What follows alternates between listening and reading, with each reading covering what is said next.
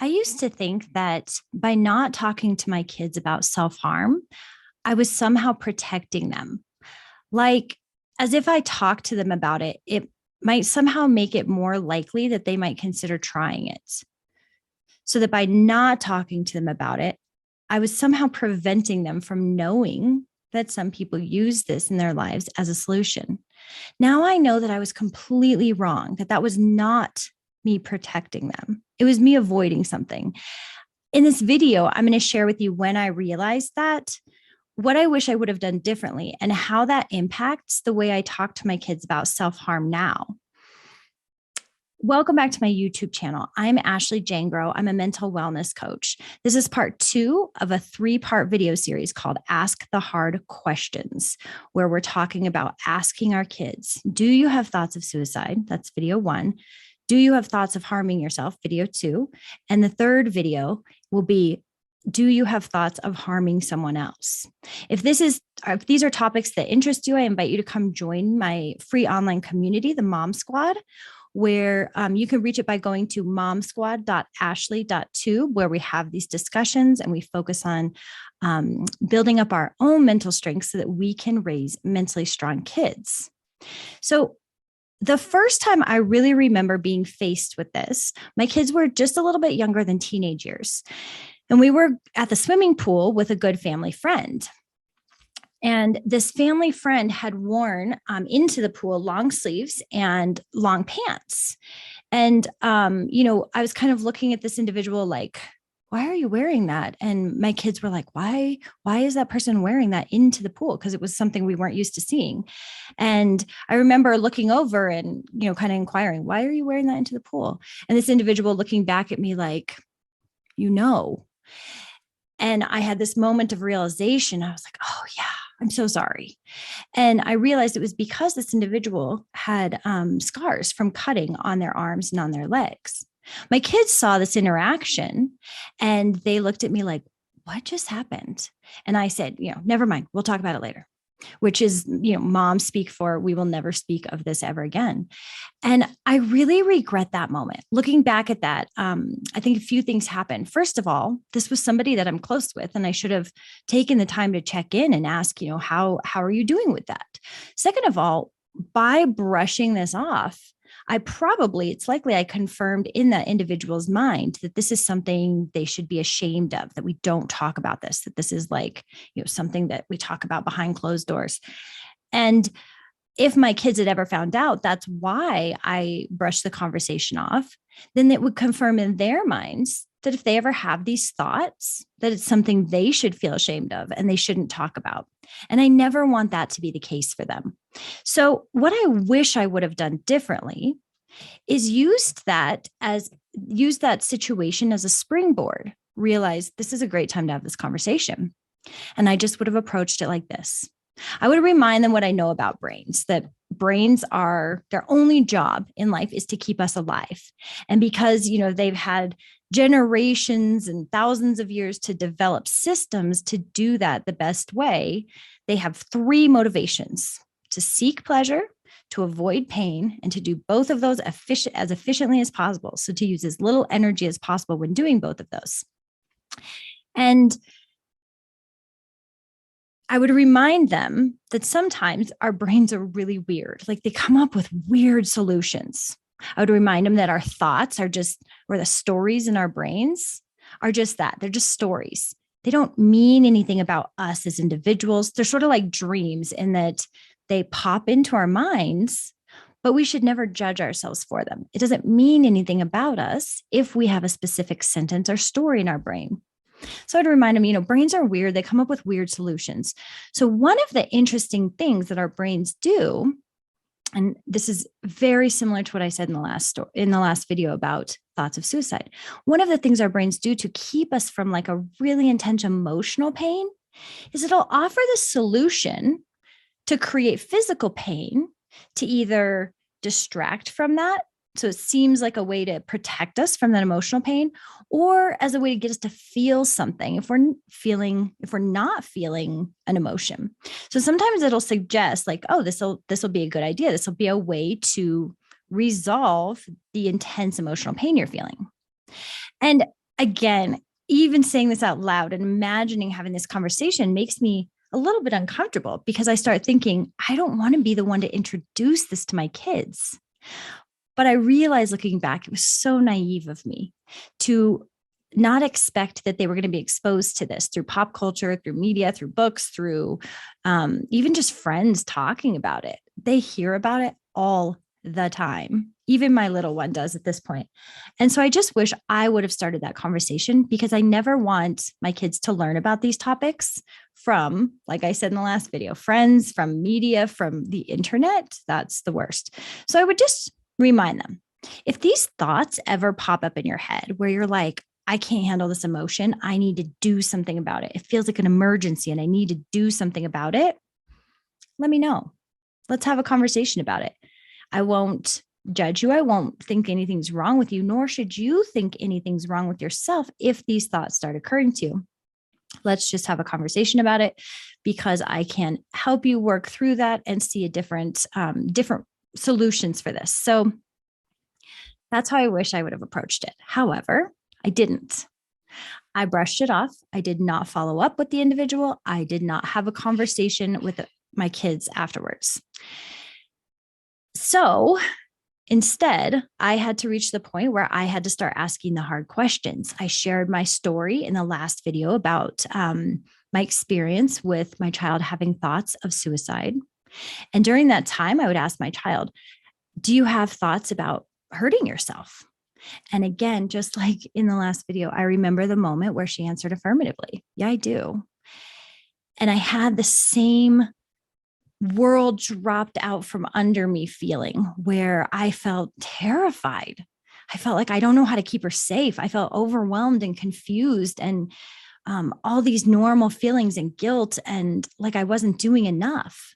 And then I had all these other feelings that like frustration and irritation, like your life's so amazing. How could you want to do this? Or, okay, it's just because it's something you saw in a movie. I had all those thoughts and those stories and those feelings too. And then I would get in a cycle of judging myself for having those feelings, which is ironic because I just shared what I believe about thoughts, that they aren't a reflection of who we are, but it still happens where I will judge myself for those. So moms, the danger here is that like I did, we can get so immersed in our own emotions about what our child has revealed to us, our own stories about it, that we struggle to be the parent that our child needs in that moment. And I don't think there's ever danger in sharing with your child, here's how this makes me feel. This is how this is landing with me. But in that moment, our child needs our focus completely on them.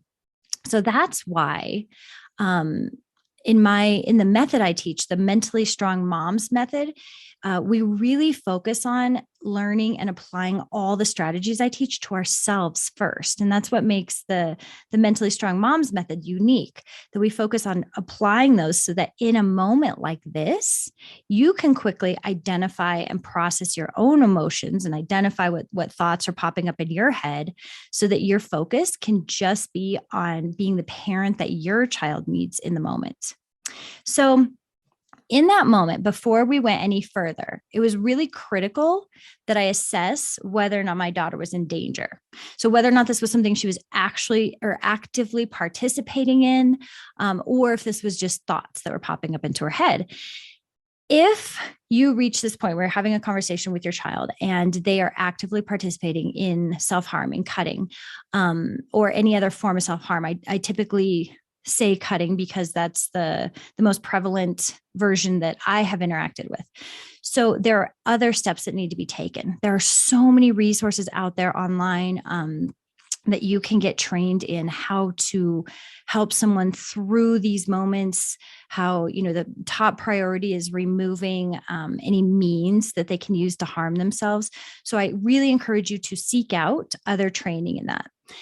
This is just focusing on this conversation as you're starting this. So because when my daughter shared this with me, it was something that she was just having these thoughts. She was experiencing a lot of judgment. Like there's something wrong with me. Like I clearly, if I'm having thoughts of suicide and self-harm, there's something wrong. Like I have something in my brain that I don't know, means something's wrong with me. And that was the thought that I really wanted to interrupt, because again, our thoughts do not define who we are. And I didn't want her getting sucked into this idea that not only were these thoughts there, but that they indicated something bigger was wrong, because then it would exacerbate the amount of stress that that thought was causing. So after just assessing and making sure she was not in danger currently, my next priority was just really understanding her experience. So what I know about self-harm is that it's a form of buffering. It's designed to avoid or create an emotional state, but designed primarily to alter an emotional state. So this might be avoiding pain. It might be getting rid of pain. It might be avoiding sadness or hurt or any of these negative emotions that you might imagine. Or it might be designed to alter a state of numbness. So if this emotion was numbness, then it would be designed to generate emotion. So for whichever case it is, it's designed to alter an emotional state. So I would ask my daughter, when you have that thought that you should try cutting yourself, what do you feel like? What's the emotional state, or what's the emotion that you want to change? And I would just be trying to get an understanding, like, is she feeling emotionally numb, or is there something that she is experiencing that she wants to get rid of? And so once she shared that with me, I would, again, we're talking in a moment that she's not experiencing these thoughts. It's not an intense emotional moment. It's just a conversation. And I would ask her, in this moment right now, where you're not in the middle of this, can you see how cutting is not a great solution for that? Like, it's just going to cause so many more problems in the end. And I wouldn't be, obviously she knows that. And so I wouldn't be trying to convince her of this. What I would want to do is just remind her brain, like have her say it out loud. So it was something that occurred to her brain in the moment, as just like an interruption, like a flipping the switch in the moment, so that she could remember to think of other strategies.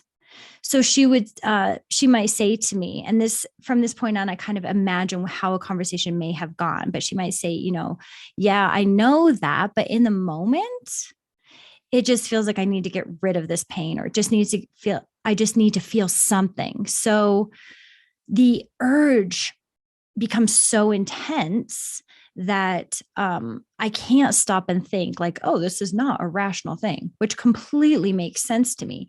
So what I would do is I would teach her the strategy that I've used. I call it urge processing, that I've used for a variety of different urges. I mean, this strategy it's typical behavior training. Like if you're going to train a dog, and I think of our brain sort of like that dog, and they create a reward system where you have an urge, and when you reward it, it makes that urge more intense. This process works for, overeating or drinking more than you want to. You can use urge processing to overcome that urge. And what I would explain is that urge is going to come up just like an ocean wave. Like it's going to, start slow, and then it's going to crest and it's going to crest. But you have to remember, just like an ocean wave, it is temporary. It will not last. So you can sit back and become an observer and just watch it, ride it out. We sometimes refer to it in this house as urge surfing.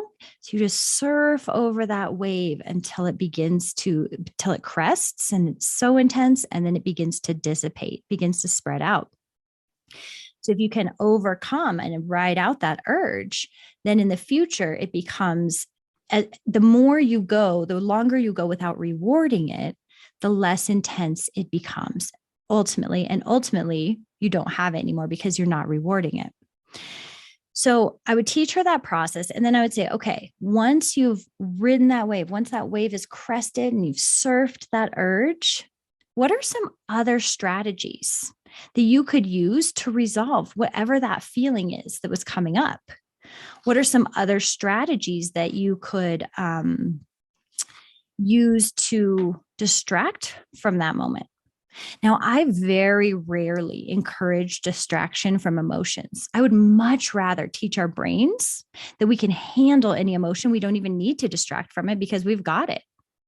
When it comes down to physical safety, whether this is because of thoughts of suicide or thoughts of self-harm, that is the one moment where I would say, listen, let's get through that moment. And then once you're out of it, we can rationally discuss other solutions. But in that moment, you do what you need to get through it. That will not cause further harm. So that might be, things that we typically think of as self-care. So, taking a bath or reading a book or going for a walk or deep breathing or talking to someone, reaching out to someone. And we would come up with a specific plan. Okay, what are 3 of those things that might resolve this differently? Write them down, have them accessible, put it on a sticky note on your desk so that when this urge comes up, you've overcome the urge, then you can implement one of those strategies. Again, because we are talking in a rational moment, because we are talking in a separate moment, I would want to go back to, okay, let's talk about what emotions are. And then let's talk about how to handle it in that moment. So I would go back to what I know about emotions. They're circumstance or the facts of life, the things that happen in the world, circumstances that the world offers to us. Once those circumstances occur, we have a thought about them. The thought is like an interpretation or a perception or a story that our brain creates about that circumstance. Whatever that thought is, it generates a specific vibration in our bodies that we call emotions. Those emotions might be open or closed. That vibration might be comfortable or uncomfortable, but we give them names and those become our feelings. And so I would just remind my daughter, like whatever that story is in your brain, it's creating that emotion. So had she told me, I'm experiencing numbness, I just feel completely numb and I want to feel something, and this feels like the way to do it, I would offer her this. I would say, okay, I'm not saying that this is the case, but what if, let's just imagine this for a moment. What if numbness wasn't a problem? What if it was totally okay and you just regarded it as, oh, this is another human emotion that, I know came from one of my thoughts, but it's just a normal human emotion that occurs sometimes and it'll pass. It's not going to be here forever. And I wouldn't be, again, trying to convince her that this numbness isn't a problem, but I would want to introduce to her brain that idea. So it would pop in at random moments like, why am I making this a problem? Who cares if I feel numb? I might ask her, when is numbness a good thing? And we might talk about like, if you're getting your teeth drilled at the dentist, you want to be numb. If you're getting surgery, you want to be numb. When, different times in life, you want to feel numb to something. And so in that moment, if she can look at the numbness as not a problem, as something that maybe is protecting her from something else, then it would not occur to her as such an emergency that needed to be immediately escaped.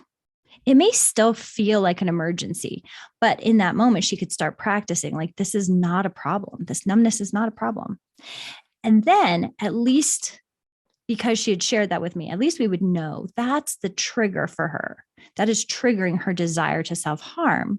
And then we could begin to implement strategies to reconnect her with her emotions so that she wasn't feeling numb. And there's a whole bunch of strategies to do that.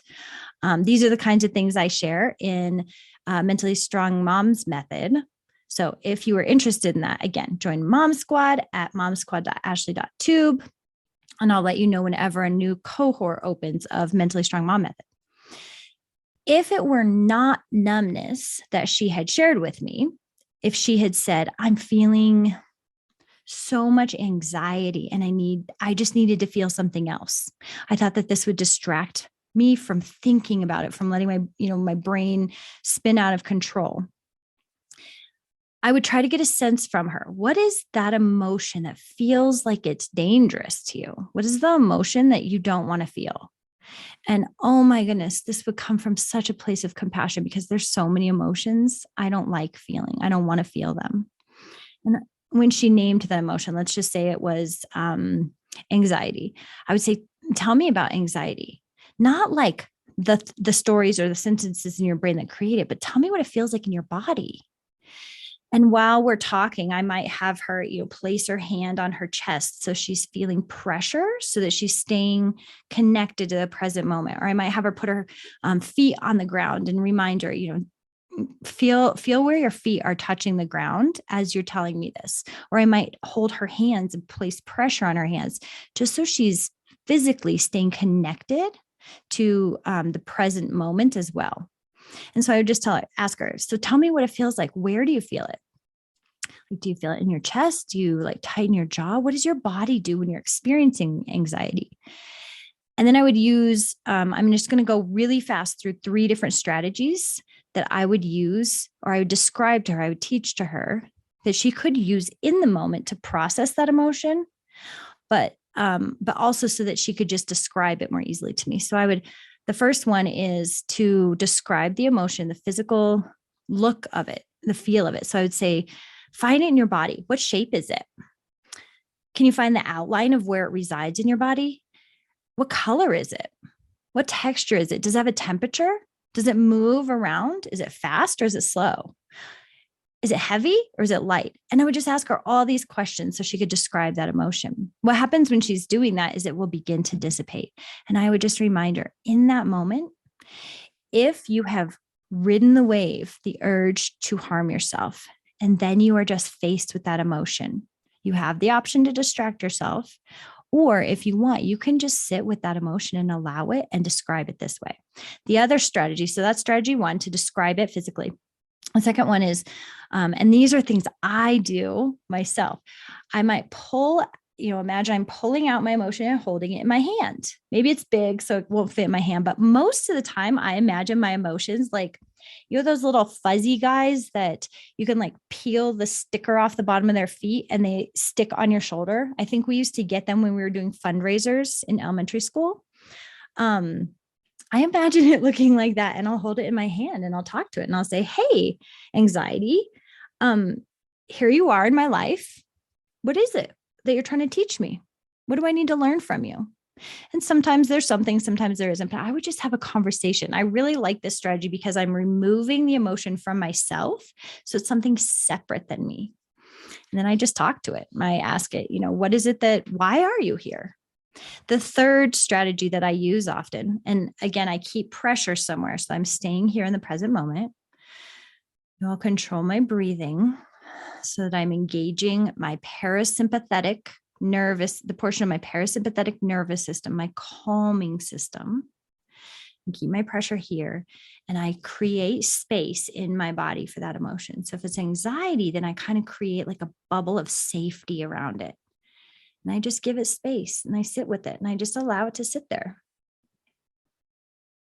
And I would invite my daughter to do this exact strategy as she was describing her emotion. That's amazing how even when I'm talking right now, just doing that is so calming.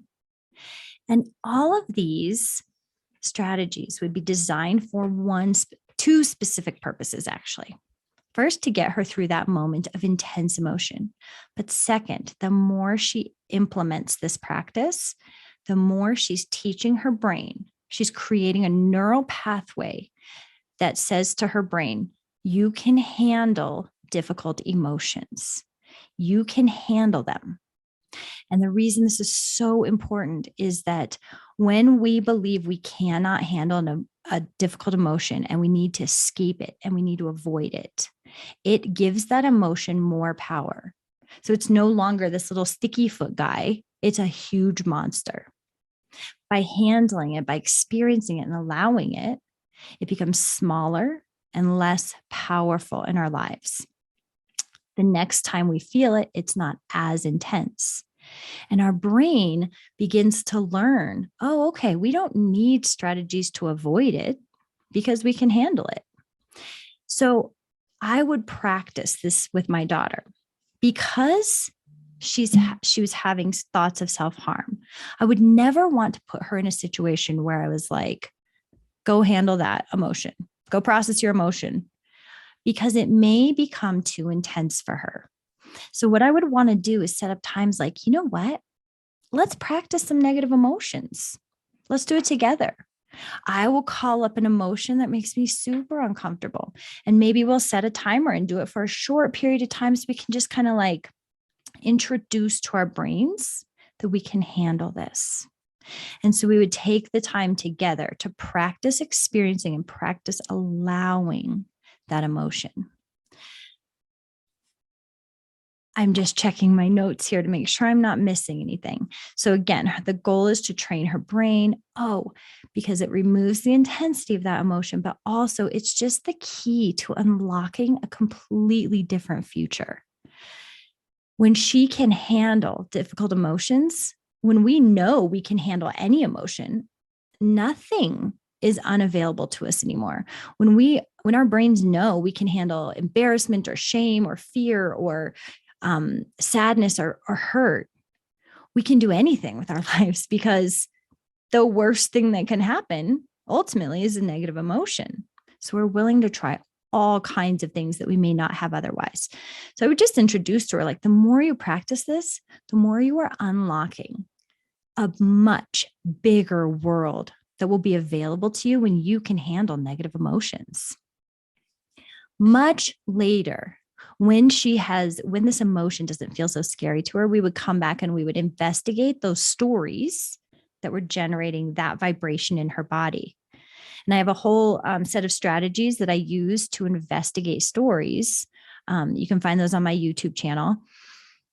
But those two strategies, processing, allowing an emotion, and investigating thoughts, investigating stories, those two strategies are the basis of everything I teach. They are the most incredibly powerful strategies if they're something that you're willing to invite into your life. And there's something that I teach all the time on a regular basis, just day in and day out. These are things we talk about in our household. So I teach these using much less intense emotions. So it doesn't just have to be with sadness or hurt, but I teach it using boredom or restlessness. Those are two emotions that, especially when our kids are young, they want to avoid. They don't want to feel those. I mean, I still don't want to feel them either. And so that's a time I stop and I'm like, wait, hold on. I might notice one of my kids actively avoiding restlessness or actively avoiding boredom by doing something that's going to have a net negative effect in their life. Maybe it's eating a huge bowl of ice cream, or maybe it's spending hours scrolling on Instagram. And I would just ask them, like, hey, if you're just enjoying that, that's totally fine. But is it possible that you're using it to avoid feeling something? And the conversation plays out differently in different times, but I might ask, like, are you feeling boredom and you don't want to? Or are you feeling restless and you don't want to? And then I'd stop and be like, let's practice. Let's feel it. What does it feel like? And I do this myself too. I'll say, what does this restlessness feel like right now? Where is it in my body? I might pull it out and talk to it. I might create space around it and allow it, but I just allow it. So again, I'm using those opportunities to teach my brain that I can handle negative feelings so that they become less intense, and so that I open up this whole other world to myself. So moms, this is something that we should actually be learning and applying on a consistent basis in our own lives, because our brains might not offer us the sentence or the story that it would help if we self-harmed. But what we might be doing is overeating or over drinking or over anything, overworking, overspending. These are the techniques we might be using to avoid a negative emotion. So this is exactly what I teach in the Mentally Strong Moms method, is how we can apply these to our lives. And there's a few different reasons I do it that way. It's first of all, because as we're doing this, we're using that language in our daily lives. Our kids are seeing us do this all the time. My kids see me, I might stop and get quiet and they're like, what's going on?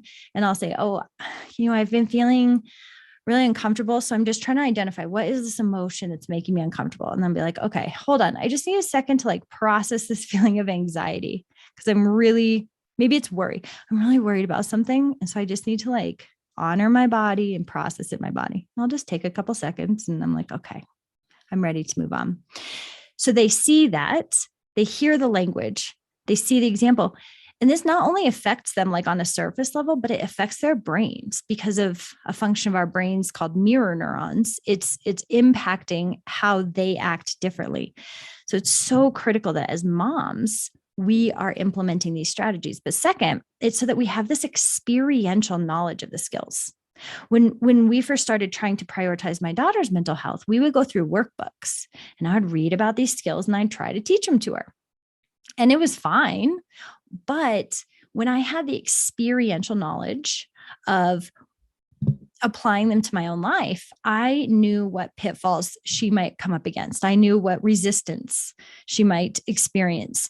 And because I had that experiential knowledge of it, I could walk her through these skills and learning these skills differently. The next reason is so important. It's just so you have the strength. As I mentioned, you in these moments where your child is sharing this with you, it's hard. It's hard not to fall apart. The stories in our own brains get out of control, or they did in mine. And I needed to be addressing my own mental health so I could be the parent that my child needed. And then the fourth reason is just support. In the Mentally Strong Moms program and in the Mom Squad, we offer as moms support to each other. This is totally different than other parenting groups I've experienced where we come and vent about our kids and tell each other, you're so right, your kid is such a jerk, which maybe there's a time and place for that. In the Mentally Strong Moms method and in the Mom Squad, we really focus on where is our power? Where is the opportunity to grow as mentally strong moms so that we can raise mentally strong kids? Because that, friends, is how we can change our mental health legacy for generations. I get so excited talking about that. So I invite you again to come join me in the Mom Squad, momsquad.ashley.tube.